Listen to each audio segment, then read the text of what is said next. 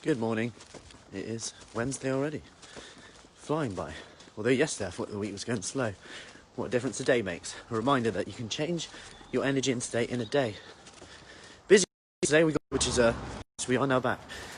I'm just in the dark, that's all. So, and then we have yoga, beginners yoga this morning. And I have a few one-to-ones as well. So busy morning, but straight to the point. Well, that's not straight to the point, is it? Because I've just been chatting. So, I think I'm scared of succeeding. That was on the phone yesterday. One of the ladies was saying in the past she's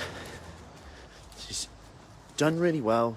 She does really well for a few weeks, and then she just goes backwards for no real reason, and she can't really put her finger on it.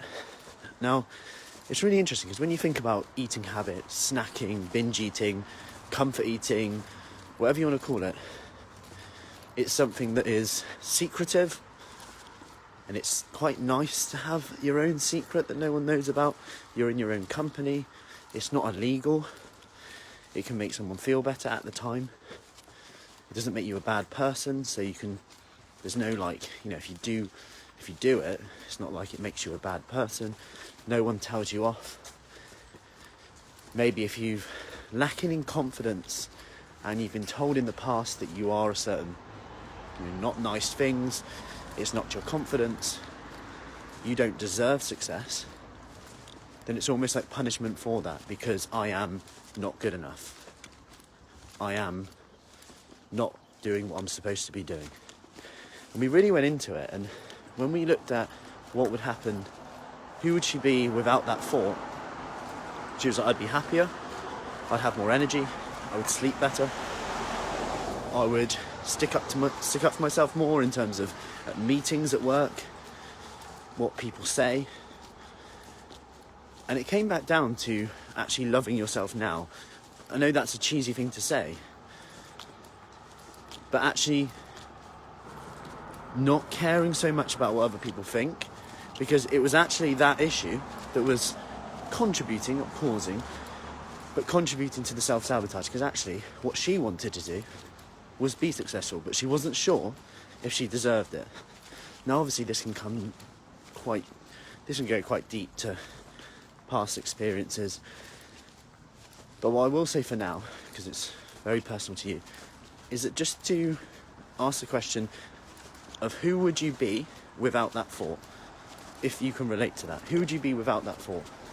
Because like I said, the self-sabotage, the snacking, the eating when you're not hungry, binge eating, whatever it is, all these things can actually be quite satisfying. So sometimes we just do things because we value them more at the time. We actually value eating that thing, and that's okay. But consider that it's a habit that most people actually want to get rid of. They know it's not a thing that they feel good about, but at the time, it's something to do. It makes them feel a little bit better. Like I said, it's not an illegal habit. No, it doesn't make you a bad person in society. You don't get arrested for it. It's almost like an addictive behaviour that you can do and get away with. And it's interesting. I know before people talked about sugar being addictive, and that's a bit over-exaggerated claim, but it does lighten up similar areas to the brain. And I'm going a bit off topic here, but what could you do also that instead? So don't just think I'm going to stop doing a habit. What could you do instead? What person could you become? Could you try a new hobby? Could you do something that you find fun? And this sounds really obvious, but you might get what you were getting from the food from something else. Whether that's dancing to your favourite song, catching up with friends that you haven't caught up with for a while, giving them a call. Whether that's reading a book, putting on your favourite music and dancing.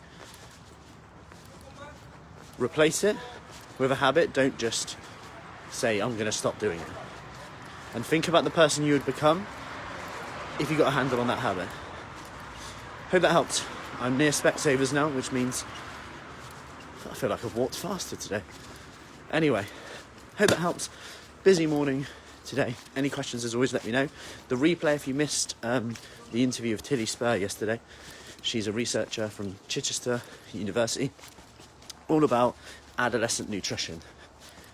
Fussy eaters, what are the right nutrients you need to be making sure that kids are getting, be it grandkids, kids, how to get them in the diet, vegan, vegetarian diets, what to be wary of, supplements, are they good, are they bad, should you use them, what ones if so.